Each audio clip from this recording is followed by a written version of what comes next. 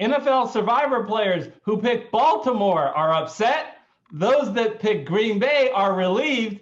And I broke a 3-year curse. We'll talk all about it and get you ready for week 11 in NFL Survivor, all coming up next.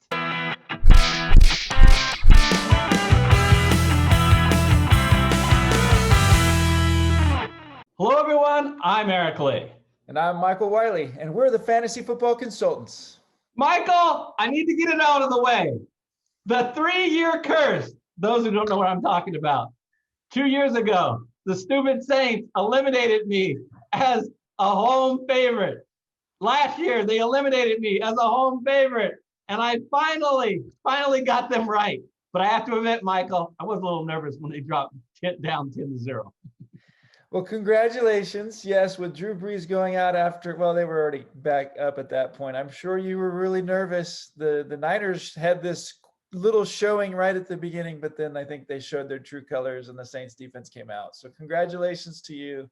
Breaking your curse. Speaking of being nervous, you and a whole lot of other people picked Green Bay over Jacksonville. And after I sweated Jacksonville in week 1, how much were you sweating in that game?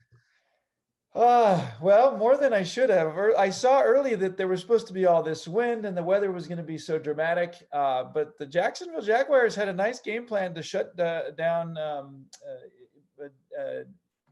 Aaron Jones. A blank on names. Yes, their wide receiver, right? And Devontae Adams. Devontae Adams, like did a great job of kind of taking that away. But then Aaron Rodgers said, "Okay, well, I have these other receivers I can throw the ball to as well." And then they had Scantling, scoring 83-yard touchdowns and getting over 100 some odd yards in receiving. So yeah, it was close. And at the end of the game, they couldn't put it away right there, which was a little bit disappointing. But I think Jacksonville got 1 first down in their last 3 attempts. So it wasn't that close. All right. Well, let's talk about what I thought was the most exciting game. I mean, you've got the Buffalo Bills at the end of the game marching down the field.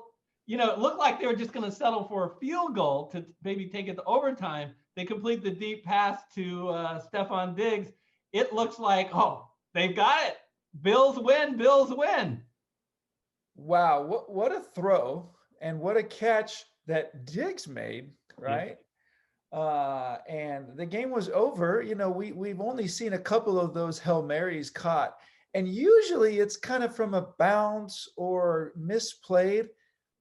But Hopkins goes up in the middle of 4 defensive players and says, "I can jump higher than you. I'm better than you." Yeah. Wow. So let's just make sure everybody knows what's going on. The Bills go up. They don't get the field goal. They get the touchdown with only like 30 seconds left, up by 4. So now the Cardinals have to go the length of the field in 30 seconds. Tell me, Coach, I like to call you Coach Michael Wiley. Coach, what did you think of the defense that Buffalo did? I mean, obviously it didn't work out. Did they get unlucky or did they make some major mistakes? Well, I think that the players, so they were obviously in position, right? I mean, how much can you ask for as a coach than to have that many defensive players around the best offensive threat, who obviously the ball's going to and went to? I think what happened is the players got a little bit too used to being comfortable in a situation like that, as opposed to just going for the bat the ball away approach, because they were trying to catch the ball. I don't know if you saw that closely, but they had their hands like this, as opposed to one hand, which we all know, those of us who've ever tried to grab the rim, one hand is easier than 2. Yeah. No reason to get an interception there. Knock the ball down, as they used to say in the ESPN. But how impressive was that? And it's just going to show that the Cardinals trade for Hopkins is really paying off. Michael, what happened with our poll this week? So we, because thanks to the Green Bay Packers pulling out that win, we only lost one of our participants. So we're down to 28. We lost somebody who picked the Bears last night. And they actually, if if falls through a nice little pass there at the end, if it's caught, it's just right out of the fingertip of the receiver, then, who knows? But really almost everyone picked Green Bay. We had one Tampa Bay, one Las Vegas Raiders. What a nice pick that was. And then 3 people followed you, Eric. I don't know what they were thinking. And then Pittsburgh was an easy win. So We still have pretty much everyone left. So we went from 29 to 28. Wow. Okay. So, well, let's see. Let's try to help people as much as we can for week 11. All right. So there's 6 games that we're focusing on. New Orleans is a 4.5-point favorite at home against Atlanta. 2 teams that are 6.5-point favorites: Kansas City at Las Vegas and Baltimore at home against Tennessee. Minnesota, fresh off their Monday night win, are at home and are 8-point favorites over Dallas. The Chargers are 8.5-point favorites at home against the Jets. And the undefeated Pittsburgh Steelers, 10-point favorites over the team that is always on this list as underdogs at Jacksonville. All right, Michael, let's start with the New Orleans. They're at home, 4.5-point favorites against Atlanta. Both of us have already picked New Orleans, but would you be interested in this game if they were available? No, stay away. Stay away. Because, and actually, real quick, before I go into this game, there's 2 honorable mention games this week. Okay, I sure. think the New England game deserves honorable mention. I think Houston is playing very poorly right now and has reason to kind of throw the season, and New England wants to make the playoffs. Now, 2 weeks ago, I was really, really down on New England, so I'll be careful. But it's something to consider. Most people don't have New England left. And the other one is the Browns-Eagles game. Sorry? That game's at Houston? Yeah, that's right. The other one is the Browns-Eagles game. And so, yeah, obviously the Eagles have a lot of reasons to win. But the Browns are playing, better. Their defense looks very good. And it helps. I don't see anyone in the NFC East winning a game outside of the NFC East for the rest of the season. So I think those games are worth at least considering. Yeah, and it helps to get Nick Chubb back for that Cleveland Brown offense. That's right. That's right. So not really worth much attention, but maybe worth more attention than this New Orleans game. Can you say Jameis Winston?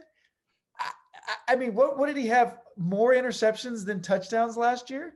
I think Taysom Hill, you see this little up here in the corner, BYU Cougars? I think Taysom Hill should be who they go with. I would be more confident in this game if Taysom Hill was at the helm. In fact, I'm going to make a prediction right now. I think Taysom Hill gets almost a third of the snaps. If that happens, I feel pretty good about this game. But this spread's going down, down, down, down, down because Jameis Winston is not an NFL quarterback. Yeah, and we realize that Brees will be out. So I'm going to disagree with you, and I'll sort of agree with you at the end. I'm going to disagree with you. Why are you such a Jameis Winston hater? That is not very nice. Look, here's the deal. The Saints are in great hands. Of all the teams in the NFL, the best backup QB is Jameis Winston, in my opinion. Is there a better backup QB at the beginning of the season than Jameis Winston, Michael? Name one. You're right. There's actually starting quarterbacks that are probably worse than Jameis Winston right now. Now, here's where I'm going to agree with you. So you were really harsh when you said he shouldn't be an NFL quarterback. That's just mean.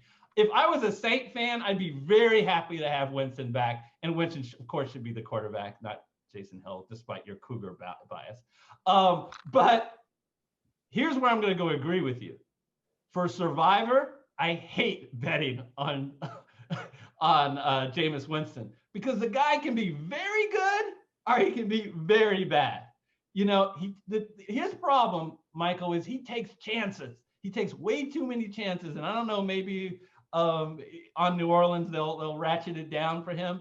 But yeah, he can have turnovers. So I'm just not comfortable. And by the way, I got eliminated last year because Atlanta at New Orleans beat New Orleans 26-9. Look, this is a dome game. 2 dome teams where the fans won't be much of a factor because I don't even know if they have any fans inside the dome. So and Atlanta's coming off a bye. They're going to want to prove something. And they're helping. I'll soften a little bit on Jameis Winston. I know we need to jump to other games, but I think Sean Payton will pick a game plan that will be thoughtful to Kamara and Thomas and some of the weapons that he has. Jameis Winston will comply because he'll be required to. They should win this game, but I agree. I don't like betting against Atlanta. That's part of it. And Atlanta's getting healthier on their receiving course. Julio Jones is finally healthy. They got that week rest. All right. So I want to talk about the next game. And Michael, I got your back. Kansas City is a 6.5-point favorite at Las Vegas. The Raiders are 6-3. They've won 3 straight, and they're playing a team they've already beaten. And they're almost a touchdown dog. Michael, your team. Rodney will tell you. I tell you, I don't get no respect. No respect at all. Oh my goodness. Your thoughts. Did anybody watch this game against Denver? I mean, the Raiders just came out and dominated that game. And, you know, we saw what happened last time they played in Kansas City in the cold. Now they're going to be in Las Vegas. I think this is going to be a great game. This should be one of the best games to watch this week.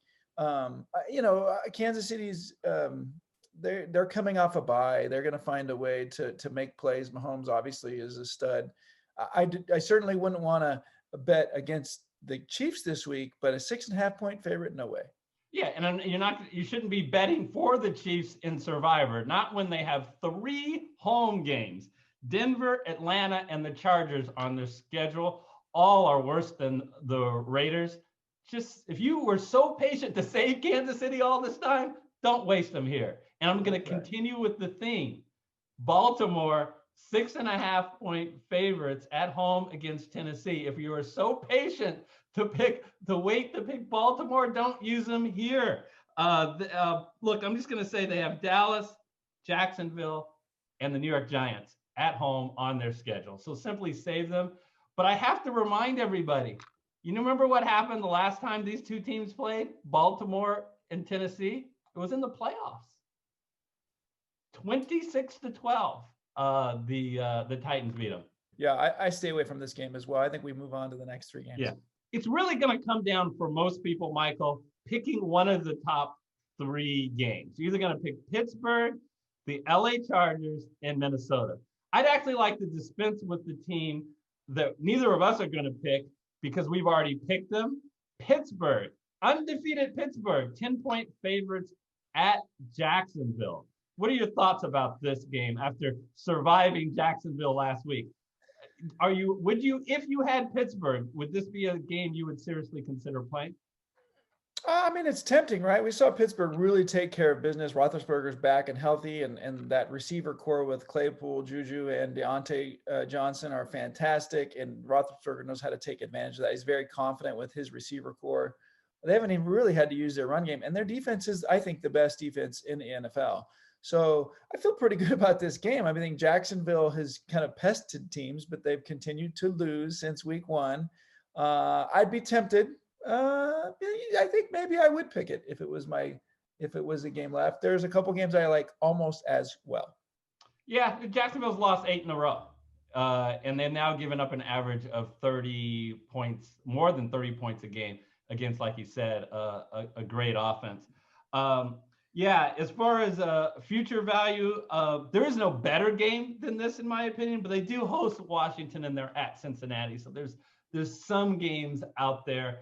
I would probably pick Pittsburgh if I still had them, but we don't. So it really comes down to these 2 games. And I think both of us had to debate back and forth.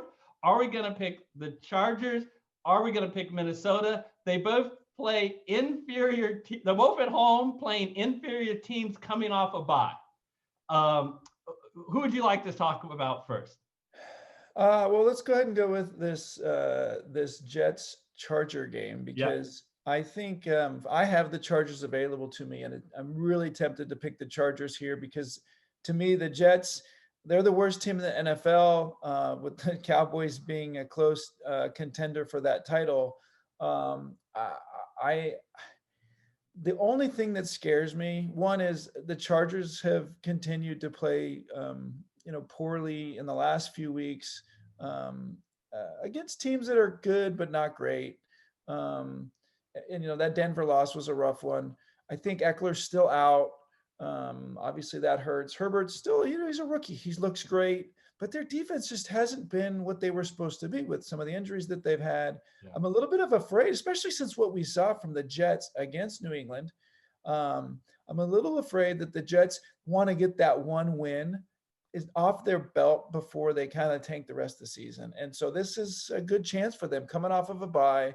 I'm a little bit nervous, but I'd be shocked if the Chargers don't win the game. They should win this game. Yeah, a lot of people say there's no way the Jets are going to go 0-16. Yeah, they can.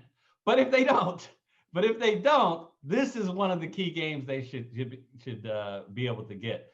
You know, Michael, how bad do you have to be coming off a bye and be 8.5-point dogs to a team that is 1-7 in their last game, and the only team that they have beaten is the Jacksonville Jaguars, who are 1-8? You know what? This game does scare me a little bit. I already picked the Chargers, but if I was deciding between the Chargers and Minnesota, and they both were on my board, I could not go with this game. I can foresee a victory here by the Jets, where I just don't foresee it against Minnesota. So, I mean, look, Michael, the Jets are coming off their best game of the year. It was on a bye, but that's how bad the Jets are. That was their best game of the year. But even before that bye, they played Sam Darnold and the Jets, you know, as healthy as they're going to get. I mean, getting Rashard Perriman back really does make them their offense much better. So I'm going to shy away from this game, and instead, sounds like we might be agreeing. I am picking the Minnesota Vikings at home against the Dallas Cowboys. All right, I want to talk about the Cowboys for a minute. How about them Cowboys? They are 2-7. Their only wins this year have been against the 3-6 Falcons by 1 point and the 3-7 New York Giants by 3 points. And by the way, both of those games were with Dak Prescott. No Dak Prescott. I mean, their major weapons are their wide receivers. And I don't care if it's Andy Dalton or whatever backup they throw out there, they simply aren't as explosive an offense with Andy Dalton at QB, Michael. Yeah, the real issue is their defense, right? I mean, their defense is the worst defense in the NFL. They've continued to lose games handily. I think the other thing to note here is for them to think they have a chance to go deep in the playoffs. It's not just, for the NFL, it's not just about making the playoffs, right? It's about going deep in the playoffs. They're one of the few NFC East teams, or excuse me, all of the NFC. We'll talk about the NFC East in a minute. The NFC East doesn't really have a chance to make a run, and they're not a team that can make a run in the playoffs. So even if they get there, what's the point? And I think they know that. They're the one. They're one of the only of the 2-win teams in the NFC East that has won a game outside the division, which means they've got to take care of a lot of business within the division, which is going to be difficult for them to do. And let's talk just briefly about the Vikings. I think, I watched that game pretty closely last night. It was a disappointing win in terms of, how dominant it was, but there was a really bad interception off a bounce off Thielen that, really wasn't a bad throw from Cousins. Obviously, they have some special team issues right now with that kickoff return, a couple of bad kickoffs, a missed extra point. They had 2 blocked punts last week. They're going to fix those issues. I'm planning on. And so I think this, despite the fact that it's a short week for Minnesota, which is relevant, and despite the fact that Dallas is coming off a bye, I think Dallas actually has less to play for than the Jets, even though Dallas has a chance of making the playoffs. Well, let's make this very clear. Dallas, 31st ranked run defense. Minnesota, Dalvin Cook. I'm feeling good. Good. All right, on our experts panel, I'm going with the Vikings. Michael's going with the Vikings. But since Las Vegas has already picked the Steelers, they are going with the Chargers. And it looks like the crowd is flocking. Early returns again are going with the Chargers, Michael. Any worries that you're agreeing with me and not the crowd, who, by the way, has not missed a pick all season? No comment on that. Oh, this was your time to support me. Let's talk about some teams who are on their way to the playoffs. So we're a little past halfway in the playoff picture. Let's focus on the NFC. We'll take a look at the AFC in a future week. Let's take a look at the NFC. How is the playoff picture shaping up?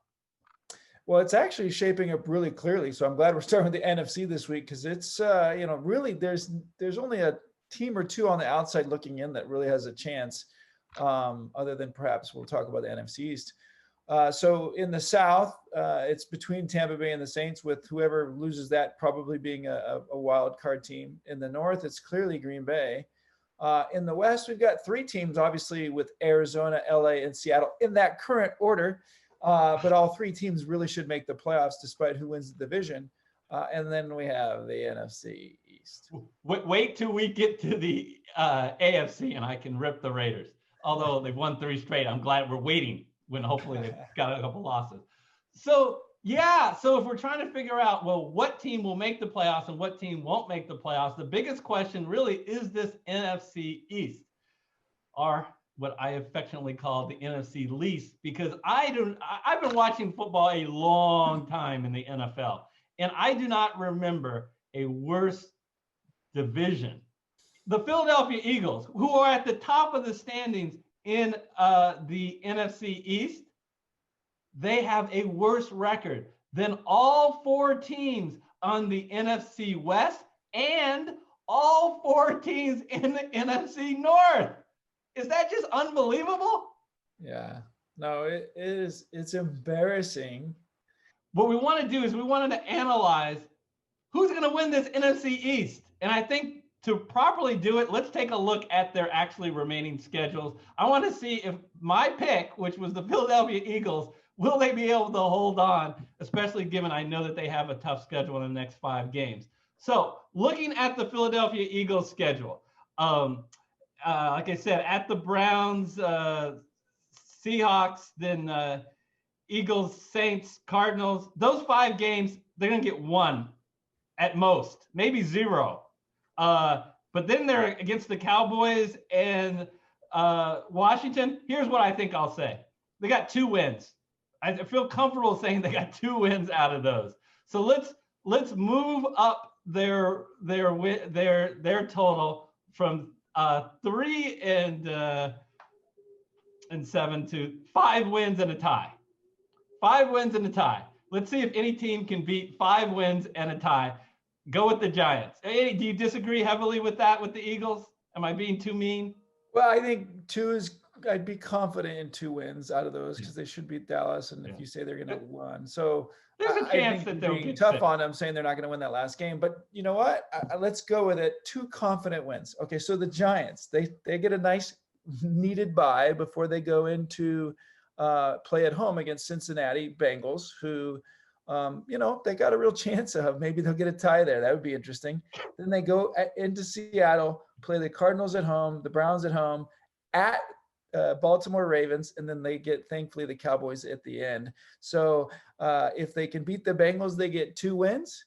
I don't think they win any of the rest of those games. So they get 2. So they end the season 5-11. Okay, so not as good as what I projected. Almost a worst case scenario with the Eagles, who were saying 5-9-1. Yeah, and that's even if they beat the Bengals, that they still only get 5 wins. All right, let's take a look at Washington, because I do like Washington with Alex Smith. Maybe that. Look, the Bengals. They play the Bengals again, and they got the Cowboys. So they're gonna get. I think they'll win one of those 2 games for sure. They're gonna lose to the Steelers. They have a shot against the 39ers. And they'll lose to the Seahawks. I don't like their chances against the Panthers. That it may come down. It may very well. The division may come down to that Washington Eagles game. I think that I can see 3 wins here as a best case scenario. Okay, so then they don't have a chance to beat the Eagles as well. So that leaves the Cowboys. Let's talk about the Cowboys schedule, which is looking so much easier than the other teams, because guess who they play? Mostly against the NFC East. So they get Minnesota this week, as we already talked about, at Minnesota. That's a loss. Then they get the Washington Redskins. Then they're at Baltimore, at Cincinnati Bengals, who seem to be the key in all of this, versus the Niners at home.